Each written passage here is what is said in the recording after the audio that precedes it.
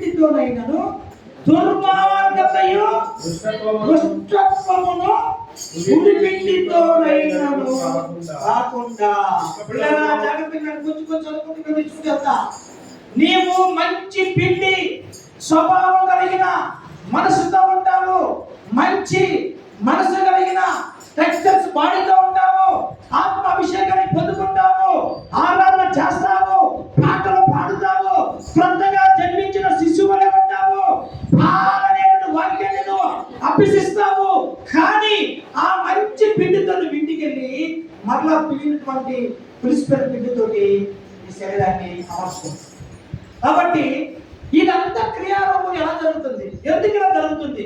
మీరు అడగచ్చు కదా, ప్రభు నమ్ముకున్నాను, బాప్తిసం తీసుకున్నాను, నేను మంచిగా ఉంటున్నాను, పాటలు పాడుతున్నాను, విజ్ఞాపన చేస్తున్నాను, ఉపవాసం ఉంటున్నాను, ఇతరులకు సాక్షి చెప్తున్నాను, ఇతరులతో మంచిగా పలకరిస్తున్నాను, ఇంటికి వెళ్తే నాన్నతో గొడవ, తల్లితో గొడవ, కొడుకుతో గొడవ, భార్యతో గొడవ, మన యొక్క శరీరము మనస్సు అన్ని కూడా చెడిపోతున్నాయి. పులిసుగా అంటే పులిగినటువంటి పిండి వలె అయిపోతుంది. ఎందుకు చెప్పండి, అంటే ఇది ఎందుకు మరలా పాత పిండి అయిపోతుంది అంటే శరీరం మీదే మనలో ప్రాణము పొందదే కాదు, పాతదే. మన ఆత్మ కూడా పుట్టించు అదే ఆత్మ. కానీ అప్పుడప్పుడు మన ఆలోచనలు, మన బుద్ధి, మన క్రియలు ఎందుకు మన పులిసిపోయినటువంటి స్వభావంతో ఉంటుంది అలాంటి పిల్లగా దేవుని వాక్యం అంటగా మనలో ఏదో ఒక ఆత్మ తెలుగుతుంది. తెలుగు చెప్పాలయ్యా, మన ఆత్మ తిరుగుతుందంట. ఏంటంట? దుష్టత్వము. ఏంటంట? దుర్మార్గం. దుర్మార్గం అంటే అమ్మా దుర్మార్గుడా అంటారు. మంచి మార్గము ఇంటూ చెప్పాలా? మంచి మార్గము ఇంటూ దుర్మార్గము అంటే మంచి మార్గంలో పోయేవారు మంచిగా ఉంటారు, మంచి మార్గంలో వెళ్ళేవారు పాటలు పాడతారు, మంచి మార్గంలో వెళ్ళేవారు దేవుని స్తుతిస్తారు, మంచి మార్గంలో వెళ్ళేవారు మంచి మాటలు మాట్లాడతారు, మంచి మార్గంలో వెళ్ళేవారు మహిమ కలిగిన దేవుణ్ణి ఆరాధిస్తారు. మరి దుర్మార్గము పోయేవారు ఇప్పుడు మనము పులిసిన పిండి అంటే ప్రేరణ మనం పెడుతున్నామంటే, కోపడుతున్నామంటే భర్త మీద కావచ్చు, భార్య మీద కావచ్చు, మన తల్లిదండ్రుల మీద కావచ్చు, కుమార్తెల మీద కావచ్చు. నేను మన గురించి మాట్లాడలా, ప్రపంచ వ్యాప్తంగా మన ఆత్మీయ స్థితి మరలా దుర్మార్గము వెళ్ళిపోతుంది. అవును చెప్పండి. మన ఆలోచనలు, మన క్రియలు, మన నడవడిక దుర్మార్గంలో వెళ్తా ఉందంట. అందుకే భక్తులు ఎక్కువ చెప్తా ఉంటాం, భార్య ఎక్కువ చెప్తా ఉంటాం. ఎందుకు అలా అయిపోతుందంటే ప్రకటన గ్రంథం 17వ అధ్యాయము చెప్పండి. ప్రకటన గ్రంథము 17వ అధ్యాయము 5వ వచనం ఒకసారి చదివి సహాయం చేయండి పిల్లగా. అమ్మా దాని నొసట దాని పేరు ఇలాగ వ్రాయబడి ఉండెను, మరణము వేశ్యలకును భూమిలోని ఏకమైన వాటికి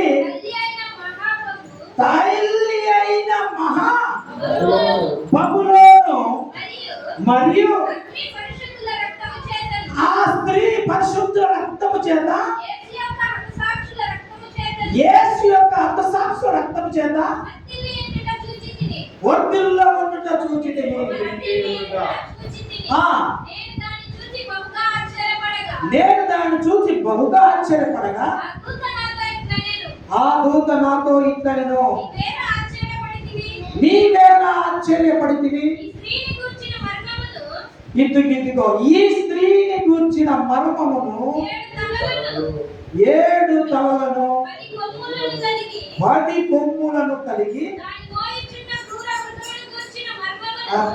దాని మోయుచున్న క్రూర మృగమును గూర్చి మర్మమును నీకు తెలిపెదను. దేవునికి స్తోత్రం చెప్పండి. ఏ హాస్యమైనటువంటి మహాతల్లి అంటామా, తల్లి మహాభక్తుడు అంటే సాధారణ గాడికి సాధారణంగా మన కుటుంబాన్ని ఏం చేయాలంట బాగా మనము క్రొత్త పిండిలాగా ఉండటానికి కారణము ఎవరయ్యా? పాత పిండి అయిపోవడానికి గల కారణం ఎవరయ్యంటే మనలో ఒక బబులోను దేశం స్త్రీ తిరుగుతా అలా చెప్పండి. సాధనగాడు ఎప్పటి దగ్గరికి రాడంట. ఒకటి, దేవుడు నిన్ను నన్ను దర్శించినప్పుడు దేవుడైన సాధనగాన్ని ఆటేయాలంటే వాళ్ళ ఇంటికి వెళ్ళి పోచేయదు.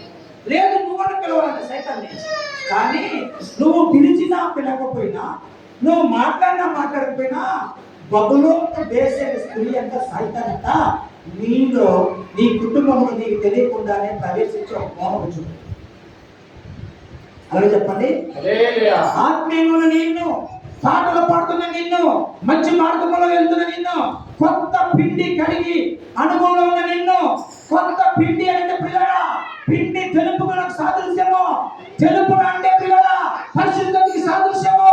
పరిశుద్ధంగా ఉన్న నిన్ను, బాగా మంచిగా ఉన్న నిన్ను, ఆత్మీయంగా ఉన్న నిన్ను, ప్రార్థన తోపు వేసే నిన్ను బాబులోను వేసి ఏం చేస్తుందంటే నీ ప్రార్థనను, నీ యొక్క పరిస్థితులను, నిన్ను దేవుని మంటని పడకుండా, దేవుని స్మృతించకుండా, దేవుని ఆరాధించకుండా ఇంటికి వెళ్ళంలోనే దేవుని మాటలు మర్చిపోయి ఇదిగో ఆయన ఎమ్మటి కోపడు, ఇదిగో నీ భర్త మీద ఎమ్మటి కోపడు, ఇదిగో అర్థమైందంటే ఇప్పటికి ఆగలేదా అని అవును. మనకు తెలియకుండానే ఈ బాబులోను దేశ ఉరుకుంటాడు. అలాగే చెప్పండి. అప్పుడు మన యొక్క ఆత్మీయస్థితి పులిసిపోయిన పిండితో ఉంటాయంట. ఈ ఉదయకాల మధ్యాహ్నకాల సమయంలో నా ప్రియ దేవుని సంగమా దేవుడిలాగా దేవుని వాక్యం చెప్తుంది కదా, దేవుని సన్నిధికి వచ్చి దేవుడు అంటారు కదా, మీరు నా దగ్గరకు వచ్చి వెండి బంగారములు, ఏడాది పొట్టేళ్ళు, ఏడాది దూడలు, ఇదిగో తర్వాత నా దగ్గర ఇస్తామని తైలములు, నా దగ్గర మీరు తీసుకురావాల్సిన పని లేదు. పోయిన వారం తెలుసుకున్నాం మనము, ఏడాది దూడలను, ఏడాది పొట్టేళ్ళను, ఇదిగో పొట్టేళ్ళు, దూడలు, కోడలు నాకు అవసరం లేదు, వెండి బంగారములు నాకు అవసరం లేదు. నాకు అవసరం ఏంటయ్యా అంటే మీరు జాగ్రత్తగా మంచి కొత్త పిండితో కూడినటువంటి స్వభావము న్యాయంగా పెట్టుకోండి. హల్లెలూయా. మీకే గ్రంథం ఒకసారి చదువుతున్నారు, మనం పోయినసారి చదువుకున్నాం, జ్ఞాపకం చేస్తున్నాం. మీకే గ్రంథము 6వ అధ్యాయం 6వ వచనంలో చూస్తే పిల్లలారా, దేవుడు వాక్యం అంటుంది కదా, బబులోను వేశ్యని ఇంటిలో ప్రవేశించింది, బబులోను వేశ్యని పతనం చేస్తా ఉంది. బబులోను వేశ్య అంటే సాధనల యొక్క అనుచరులు, సాధనల యొక్క అనుచరులు నీ ఇంటిలోకి వెళ్ళి ఇదిగో ముద్దంతా కూడా కొత్తగా ఉన్న నిన్ను పులిసిన పిండితోటి మనసందరూ మార్చడానికి చేస్తున్నటువంటి బబులోను వేసి ఏం చేస్తుందంటే నీ కుటుంబాన్ని పులిసిన పిండిగా చేస్తా ఉంది, నీ మనసులందరినీ పులిసిన పిండిగా చేస్తా ఉంది. అందుకని ప్రియా దేవుడి సంగమాగా ఉండాలా, నా దగ్గరికి వచ్చి కాకి తీసి వస్తుందేమో, డబ్బులు ఇవ్వాల్సి వస్తేమో, జోలకి దశభాగం ఇవ్వాల్సి వస్తేమో, డబ్బులు ఇవ్వాల్సి వస్తేమో అని అలాగా ఆలోచించగా దేవుడు వాక్యం అంటుంది కదా, చదవండి 6వ అధ్యాయం 6వ వచనంలో తొందరగా చదవండి.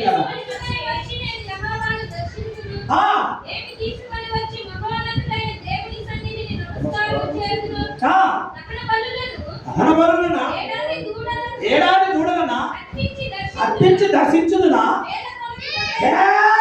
పొట్టేళ్ళు నేను అర్పించేనా, ఏడాది నదులంత విస్తారమైన తైలం నీ దగ్గర తీసుకొచ్చేనా, ఇదిగో నా అతిక్రమములకై నా జ్యేష్ఠ పుత్రుని ఇచ్చేనా, నా పాపము బట్టి నా అతిక్రమం నా జ్యేష్ఠ పుత్రుని నీకు ఇచ్చేనా, నా గర్భఫలం నేను ఇస్తున్నా. మనుషుడు ఇదిగో నేను నిన్ను ఏమి అడగట్లా, నీవు నా దగ్గరకు వచ్చి మంచి మార్గంలో ఉంటే నువ్వు ఎప్పుడు కొత్త పిండిలాగే ఉంటావు, ఎలాగో పరిశుద్ధంగా ఉంటావు, కొత్తగా పొలవకుండా మంచి పిండి వాడే ఉంటావు. అయితే నీవు నా దగ్గరకు వచ్చి వేలాది పొట్టేలు అడగట్లా, ఏడాది దూడలు అడగట్లా, నేను ధనము ధాన్యము వెండి బంగారము సర్వైన అడగట్లా. మనుషుడా ఏది ఉత్తమమో అది నీకు తెలియజేయబడుచున్నది, ఒకటి న్యాయంగా నడుచుకో. అలాగే చెప్పండి ఒకసారి చెప్పాలి ఒక దేశానికి, మనుషుడు న్యాయంగా నడుచుకోవాలా. న్యాయంగా నడిచినప్పుడు నీ శరీరం అనే పిండి ఎప్పటికీ కొత్తగానే ఉండాలి. నీ పిండి ఎప్పుడు కూడా పూలవదు. హల్లెలూయా చెప్పండి, హల్లెలూయా. ఈ మధ్యాహ్నకాల సమయంలో నా ప్రియ దేవుని సమాధానం బిడ్డరా, ఒకటి న్యాయంగా నడుచుకోవాలి, దుర్మార్గతను వదిలిపెట్టాలి. లోపల ఒకటి బయట ఒకటి కాబట్టి ప్రేమ దేవుడు అంటున్నాడు, ఈ మధ్యాహ్న కాల సమయంలో లోపల ఒకటి దుర్మార్గమైన ఆలోచన, దుష్టుడు ఆలోచన, పప్పులను వేసేందుకు కూడిన ఆలోచన, ఇదిగో కోపంతో కూడిన ఆలోచన, పళ్ళు కడగటము. దేవుని స్తోత్రం చెప్పండి. భార్యని ప్రేమించినట్టే ఉంటారు కానీ లోపల ఆత్మలో పళ్ళు ఉన్నారు. పళ్ళు గురికి ఎక్కడ వాస్తవం చెప్పండి. పళ్ళు గురికి ఎక్కడ చెప్పండి, ఎక్కడ గురువు అంటే తెలుసా? అగ్ని ఆరదు. గురువు అంటే తెలుసా? ఆత్మ. ఆత్మకు చావు లేదంటే పిల్లల, ఆత్మకు చావు లేదు. ఇదిగో పరలోకంలో చావు లేదు, నరకులో కూడా చావు లేదు. పరలోకంలో చావు లేదు, నరకులో కూడా. మనం పళ్ళు కొడుతున్నామంటే నీ ఆలోచన, నీ బుద్ధి నీకు పులిసిన పిండితో ఉన్నదా, మంచి కొత్తమైన పిండితో ఉన్నదా, పరిశుద్ధమైన పిండి ఉందా, పులిసిన పిండి నల్లగా ఉండే పిండి యొక్క సాదృశ్యంగా ఉందా? పైకి మాత్రం బాగా ఉంటున్నావు, దుర్మార్గతను వదిలిపెట్టడంలా అంటే మంచి మార్గంలో నువ్వు రావడంలా, నీతి మార్గంలో రావడంలా, మంచి మార్గంలో, నీతి మార్గంలో, యథార్థ మార్గంలో నీ యొక్క ఆత్మీయ స్థితి ముందుకు సాగడంలా. అందుకని మన హృదయం అనే యొక్క శరీరం పులిసిన పిండిలాగా అయిపోతాం. దుర్మార్గమైనటువంటి ఆలోచనలు, పళ్ళు కొరకటము, కోపడటము, ఇది మన పరిస్థితి కాదు. దేవుని ఆలోచన అంతకంటే కాదు. ఎవరి ఆలోచన అంటే బాబులోని వేసి యొక్క అంటే నీ ఇంట్లో బొబ్బులను వేసి తిరుగుతూనే బొబ్బులను వేసే పిల్లగా, ఇదిగో తండ్రి నీ సన్నిధికి నేను యథార్థంగా నీతిగా నడుస్తున్నానయ్యా, నా బిడ్డలు నీతి మంతులుగా చెయ్యి. నీతి మంతులకి గొప్ప ధననిదంట. నీతి మంతుల ఇల్లు గొప్ప ధననిధి. ఏంటో ధననిధి అంటే దేవుడు ఇచ్చేటువంటి బంగారము, దేవుడు ఇచ్చేటువంటి ఆశీర్వాదము, దేవుడు ఇచ్చేటువంటి ఆ యొక్క దీవెనలు ఎలాగంటే ఏంటో పిల్లలా ధననిధి. నిధులంటే ఒక బ్యాంకులో ఆశీర్వాదాలు దాచిపెట్టలేదు. అందుకే భక్తుడైన మరి దావీదు మహారాజు అన్నాడు, నేను బ్రతుకు దినములన్నీ కూడా కృపాక్షేమములు నా వెంట వస్తాయి. ఇదిగో చిరికాలం యెహోవా